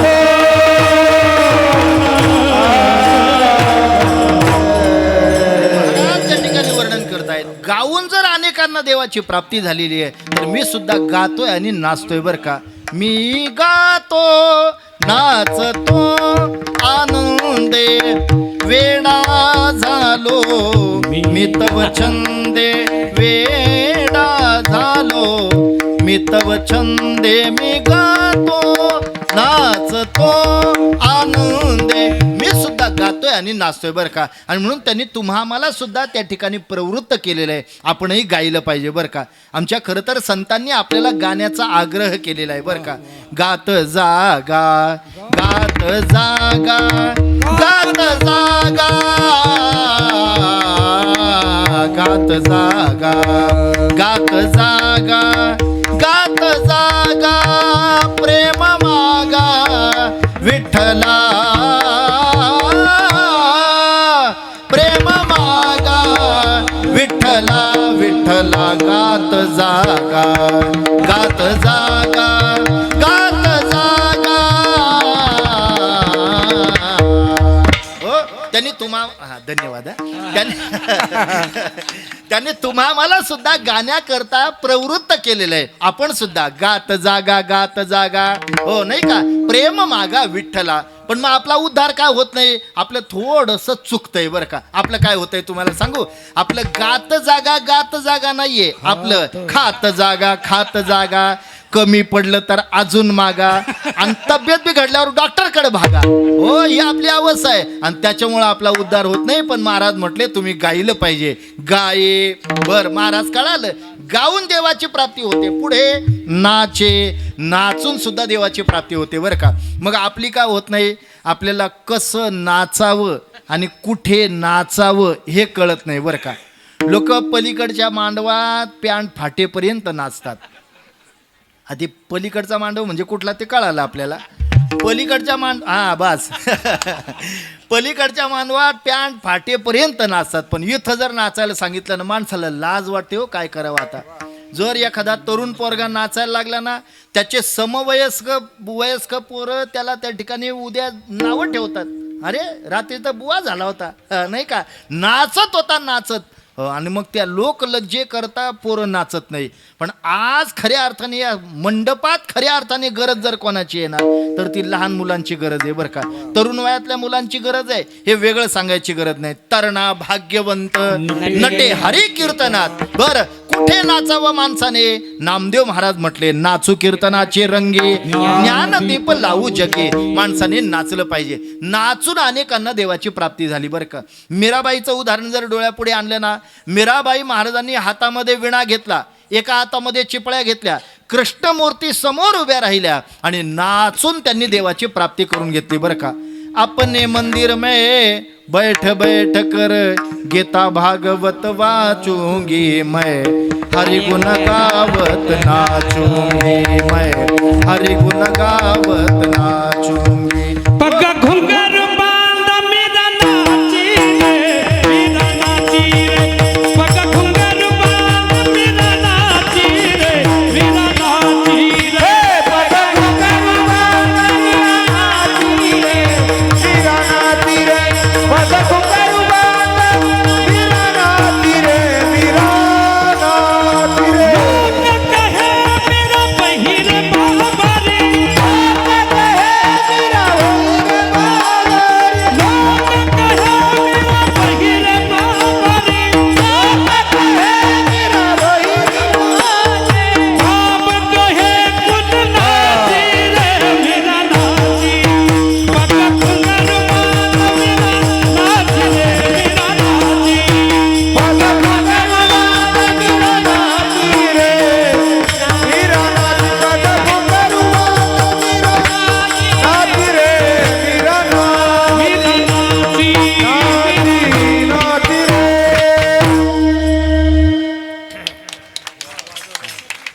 आहे लक्षात आहे.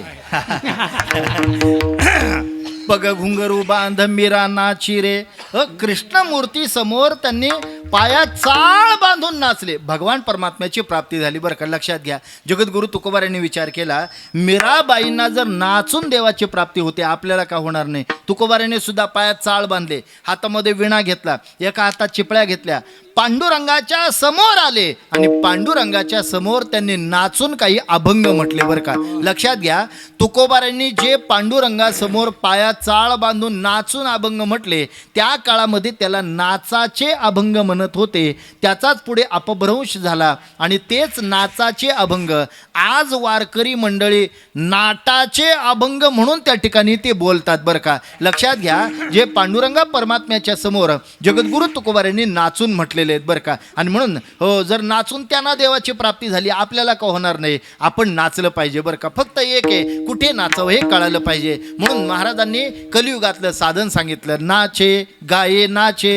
पुढचा अत्यंत महत्त्वाचा शब्द आणि साधन सांगितलं, वाहे टाळी. माणसाने टाळी वाजवली पाहिजे बरं का. लक्षात घ्या. आमच्या संतांनी टाळी वाजवण्याचा सुद्धा आग्रह केलेला आहे बरं का.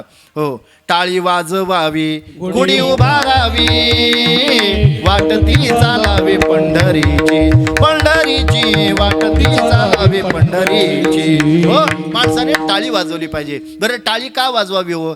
पूर्वीच्या काळी, आता आपण 7 ते 9 सुरुवात केली बरं का. पूर्वीच्या काळी 9 ते 11 कीर्तन असायचं. आणि मग 9 ते 11चं कीर्तन असलं, लोक भरपेट असं जेवण करून यायचे बरं का. भोजन करून आले आणि इथं बसले, स्तब्ध एका ठिकाणी बसले की लगेच त्यांना निद्रा देवी प्रसन्न व्हायची. म्हणजे त्यांना झोप यायची. मग ती झोप येऊ नये असं ज्याला वाटत असेल ना, त्याने मध्ये मध्ये जेव्हा विठ्ठल विठ्ठल भजन येईल किंवा एखादं भजन येईल किंवा एखादं प्रमाण येईल, तेव्हा त्याने टाळी वाजवावी, म्हणजे त्याला झोप येत नाही बरं का. हा पहिला फायदा. दुसरा फायदा, का टाळी वाजवली पाहिजे याचा महत्त्वाचा दुसरा फायदा, आरोग्याला पोषक असणारी ऊर्जा माणसाला मिळावी असं वाटत असेल ना, तर माणसाने टाळी वाजवली पाहिजे बरं का. तुम्ही 5-10 मिनटं टाळी वाजवून बघा, थंडीमध्ये सुद्धा तुम्हाला गरम झाल्याशिवाय राहणार नाही बरं का. एक आंतरिक ऊर्जा निर्माण करण्याचं काम करते. आरोग्यशास्त्राने सुद्धा हे कबूल केलेलं आहे. तुम्ही जर टाळी वाजवली ना, आपण जर डॉक्टरकडे गेलात ना, तर डॉक्टर सुद्धा आपल्याला सांगतात, हो तुम्ही ही औषधं घ्या, पण तुमचं आयुष्य निरोगी राहावं असं जर तुम्हाला वाटत असेल ना, काही करू नका. बेडवर सकाळी उठून बसले ना, 5-10 मिनटं फक्त टाळी वाजवा. याचं कारण काय हो? याचं कारण असं आहे, आपल्या शरीरामध्ये 72,000 नाड्या आहेत. या 72,000 नाड्यांचं मुख्य केंद्रबिंदू जर कुठे असेल ना, तर ते आपल्या हातामध्ये, आपल्या हातांच्या बोटांमध्ये. आपण जर टाळी वाजवली ना, तर सगळ्या 72,000 नाड्या नाही का उत्सर्जित होतात. रक्तप्रवाह चांगला होतो आणि त्याच्यामुळे माणसाला हृदय विकाराचा झटका कधीच येत नाही बरं का. हो नाही का. हे आरोग्यशास्त्राने कबूल केलेलं आहे. मध्ये मध्ये व्हॉट्सॲपला, टीव्हीला सुद्धा लोकांनी दाखवलेलं आहे, विठ्ठल म्हटलं तरी हृदयरोग होत नाही बरं का. लक्षात घ्या. आमच्या संतांचं वाङ्मय हे काय उगाच लोकांना नाही का भूलथापा द्याव्या म्हणून किंवा आळशी करावं म्हणून नाही आहे. आमच्या संतांना सुद्धा आपल्या आरोग्याची काळजी होती आणि याकरता त्यांनी सुद्धा वेळोवेळी आपल्याला सांगितलेलं आहे, विठ्ठल विठ्ठल म्हणा वेळोवेळा, हा सुख सोहळा स्वर्गी नाही. या सगळ्या गोष्टीचा विचार करता हो आपल्याला पापमुक्त व्हावं असं जर वाटत असेल ना, आपण गायलं पाहिजे, आपण नाचलं पाहिजे, आपण टाळी वाजवली पाहिजे. हेच कलियुगातलं उत्तम साधन आहे. म्हणून तुकोबराय म्हटले, गाये नाचे वाहे टाळी, साधन कली उत्तम हे. विठोबा रखुमाई विठोबा रखुमाई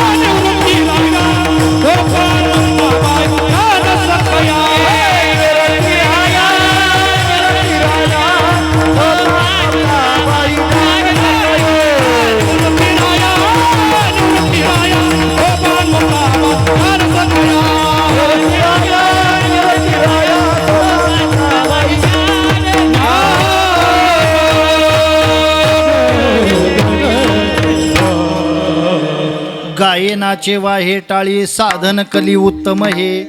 या एकाच चरणाचा आपण विस्तृत असा विचार केला आणि आत्ता आपण घड्याळाकडे पाहिलं तर 9:05 झालेली आहेत. तसा मी घड्याळाचा पक्का आहे बरं का. वा वा वा वा वा वा वा वा मी मी घड्याळाचं मी वा एक मिनिट ऐका. मी पक्का घड्याळाचा आहे असं नाही म्हटलं. मी घड्याळाचा पक्का आहे एवढं लक्षात घ्या. हा, आणि त्याच्यामुळे आपली वेळ संपुष्टात आलेली, आपण थांबणं गरजेचं आहे. हो, उर्वरित 3 चरणाचा भावार्थ अगदी 2-3 मिनिटात आपल्या समोर मांडतोय. महाराज म्हटले गायनाचे वाहे टाळी साधन कली उत्तम हे. हेच कलियुगातलं उत्तम साधन आहे. एकाने विचारलं महाराज या साधनाचा अवलंब करून किती लोक तरुण गेले. महाराज म्हटले काय जाणो तरले किती नाव आयती या बैसा. जिथे संख्या सांगता येत नाही तिथे जे शब्द वापरले जातात त्याला अनिर्वाच्य वाक्य म्हणतात. हो, अनेक ठिकाणी आपल्याला पाहायला मिळतंय. कोणी विचारलं महाराज संतांचे उपकार काय. संख्या सांगता आली नाही याकरता काय सांगू आता संतांचे उपकार मज निरंतर जागविते. जिथे संख्या सांगता येत नाही तिथे अनिर्वाच्य वाक्य वापरलं जातंय. महाराज म्हटले नामचिंतनाचा आधार घेऊन या साधनाचा आधार घेऊन बरेच लोक तरुण गेले. मला संख्या सांगता येत नाही याकरता काय जाणू तरले किती नाव आयती या बैसा. आयती देवाने नाव रूप तयार करून ठेवलेले. आपण यायचं आणि त्याच्यात बसायचं बरं का. आता एक ऐका, काही ठिकाणी संख्या सांगितलेली आहे. नामेची तारिले कोट्यान हे कोटी नामेची वैकुंठी बैसविले तरले तरती हा भरवसा नामधारकाचा ठसा. अर्थात आतापर्यंत अनेक लोक याच नामचिंतनाचा आधार घेऊन तरलेले आहेत, आता तरतायत आणि पुढे तरणार आहेत बरं का. आणि म्हणून महाराज म्हटले अनेक लोक तरुण गेलेले आहेत. आयती देवाने नामरूपी नाव तयार करून ठेवलेले. आपलं एकच काम आहे या आणि त्या नावेत बसा बरं का. एकाने विचारलं महाराज पण नावेत बसल्यानंतर आम्हाला काही नाही का सायास करावे लागतील. महाराज म्हटले सायासाचे नाही काम घेता नाम विठोबाचे. एक देवाचं नाव घ्या, बाकी सायास करायचीच गरज नाही बरं का. एकच प्रमाण सांगतो लक्षात येईल आपल्या. हो, न लगती सायास जावे वनांतरा सुखे येतो घरा नारायण. महाराज कळालं. आता कलियुगातलं हेच श्रेष्ठ साधन आहे. याकरता अनेक लोक तरुण गेले, याकरता कष्टच करावे लागणार नाही याकरता, आणि तुम्ही सांगता याकरता हे कलियुगातलं साधन आम्ही करायला तयार आहोत. पण यामुळे आम्हाला फायदा तो काय होईल तो फायदा सांगितला शेवटच्या चरणात. तुका म्हणे निर्माणीच, तुका म्हणे निर्माणीच, तुका म्हणे निर्वाणीच रे राज. तुका म्हणे ओ निर्वाणीच. तुका म्हणे निर्माणीच, तुका म्हणे निर्माणीच. तुका म्हणे निर्वाणीच. तुका म्हणे निर्वाणीच. शस्त्रसाचे हे शस्त्रसाचे हे काय जाण करले किती, काय जाण करले किती. हो चक्रसाचा हा चक्रसाचा काय जाण करले किती, काय जाण करले किती, करले किती. श्री महाराज त्या ठिकाणी उपाय सांगतायत. अर्थात त्या ठिकाणी आपल्याला हो आम्ही घेतलेल्या नामचिंतनाच्या बळावर आम्हाला नेमका फायदा काय होईल, त्या फायद्याचं वर्णन महाराजांनी त्या ठिकाणी केलं. तुका म्हणे निर्वाणीचे शस्त्र साचे हे एक. महाराज म्हटले तुम्ही घेतलेलं एक नाव आयुष्यभर तुमच्यासोबत कामाला येईल, यात नवल काय. तुम्ही घेतलेलं एक नाव अंतसमयाला काळाशी 2 हात करण्याकरता शस्त्र म्हणून तुमच्यासोबत कामाला आल्याशिवाय राहणार नाही बरं का. मी एकच प्रमाण सांगतो आणि इथेच थांबतो. आपण हरिपाठात ते प्रमाण म्हटलं, ज्ञानदेवी मंत्र हरिनामाचे शस्त्र यमे कुळगोत्र वर्जियले. काळाशी 2 हात करण्याचं काम मात्र हेच नाव शस्त्र म्हणून तुमच्या कामाला येतंय. याचं कारण जिथं देवाचं नाव आहे का तिथं काळ आपल्याकडे ढुंकून सुद्धा पाहत नाही. काळ गुलाम सलाम करी तुकया घरी राबतसे, किंवा तुकाराम तुकाराम नाम घेता कापेयम, किंवा जगा काळ खाय आम्ही माथा दिला पाय, किंवा नारायण हरी उच्चार नामाचा तेथे कळी काळाचा रिग नाही, किंवा दड दड दड दड दुड दुड दुड दुड फळ सुटला कळी काळा बापुडिया रे, शिवनाम शीतळ मुखी शेरे बाबा कापडिया रे. हो, अनेक प्रमाणाने हे सिद्ध करता येईल बरं का. त्या यमधर्माने त्याच्या यमदूतांना अशा प्रकारचा आदेशच दिलेला आहे. यमधर्म सांगे दूता तुम्हा नाही तेथे सत्ता, जेते वय हरिकथा सदा घोषनामाचा, नका जाऊ तया गावा नामधारकाच्या शिवा, सुदर्शन यावा घरटी फिरे भोवती. अर्थात जिथं देवाचं नामचिंतन आहे तिथे काळ ढुंकून सुद्धा पाहत नाही. आणि आपण घेतलेलं एक नाव शस्त्र म्हणून अंत समयाला आपल्या सोबत कामाला येत आहे. म्हणून तुका म्हणे निर्वाणीचे शस्त्र साचे हे एक, काय जाणो तरले किती नाव आयती या बैसा. आपल्या विंचूर गावामध्ये भगवान श्री शनेश्वराच्या मंदिराच्या प्रांगणामध्ये गेली अनेक वर्षापासून महाशिवरात्रीचा उत्सव आपण या ठिकाणी साजरा करतो आहोत. याही वर्षी हा उत्सव साजरा करत असताना जय संताजी युवा प्रतिष्ठान असेल, त्याचबरोबर सर्व पंच कमिटी असेल, विंचूर ग्रामस्थ असेल, या सर्वांच्या आयोजनातून नियोजनातून याही वर्षी हा सोहळा उत्साहाने पार पडत असताना आजच्या या प्रथमच दिवसाची चिंतनरूपी सेवा माझ्याकडे आली. मी माझं परम भाग्य समजतो ज्या न्यायाने आपणा सर्वांच्या दर्शनाचा योग या निमित्ताने मला घडलेला आहे. अर्थात या ठिकाणी समस्त ग्रामस्थांना, सप्ताह समितीला मी या ठिकाणी धन्यवाद देतोय. त्यांनी मला या ठिकाणी सेवा करण्याची संधी प्राप्त करून दिली आणि त्याद्वारा आपणा सर्वांच्या दर्शनाचा योग मला या ठिकाणी घडला. वेळोवेळी फोनवर ज्यांनी संपर्क साधला ते आदरणीय आमचे प्रशांत भाऊ असतील, त्याचबरोबर आदरणीय नाही का आमचे अमोल महाराज असतील, यांनी वेळोवेळी फोनवर संपर्क साधला आणि इथे येण्याकरता प्रवृत्त केलं. त्यांना मी या ठिकाणी धन्यवाद देतोय. त्याचबरोबर ही सेवा घडून आणण्याबद्दल मला बऱ्याच जणांनी सहकार्य केलं, विणेकरी बाबांनी सहकार्य केलं, त्यांना मी या ठिकाणी धन्यवाद देतोय. दोनही मृदंगाचार्यांनी उत्तम सेवा दिली. आदरणीय तुकाराम महाराज असतील, राजेंद्र महाराज, त्याचबरोबर आदरणीय राजेंद्र महाराज असतील, नाही का, या दोघांनी उत्तम मृदंगाची साथ दिली. म्हणजे त्यांनी उत्तम मला वाजवलं, म्हणजे कीर्तनापुरता वाजवा नंतर हा, त्यांनी उत्तम सेवा दिली. याकरता त्यांनाही या ठिकाणी मी धन्यवाद देतोय. त्याचबरोबर सर्व टाळकरी मंडळीचे, विशेषतः सर्व गायनाचार्य महाराज मंडळीला मी या ठिकाणी धन्यवाद देतोय, ज्यांच्या सुरांनी या मंडपात प्रकाश पडला. असे आदरणीय प्रकाशजी महाराज सुरवसे यांनी उत्तम गायनाची साथ केली. याकरता त्यांनाही या ठिकाणी धन्यवाद देतोय. आणि त्यांच्याच जोडीला ज्यांनी उत्तम गायनाची सेवा केली असे उत्तम महाराज गायकवाड यांना सुद्धा मी या ठिकाणी धन्यवाद देतोय. ही लहान लहान मुलं या ठिकाणी उभी राहिली. खरं तर लहान मुलांकडे पाहिलं की आम्हाला आमचं बालपण आठवतंय बरं का. म्हणजे तसं मी काय एवढा म्हातारा आहे पण लक्षात घ्या, आम्ही सुद्धा वयाच्या 8व्या वर्षी कीर्तनाला मी सुरुवात केली. आज माझं वय 42-43 वर्ष आहे.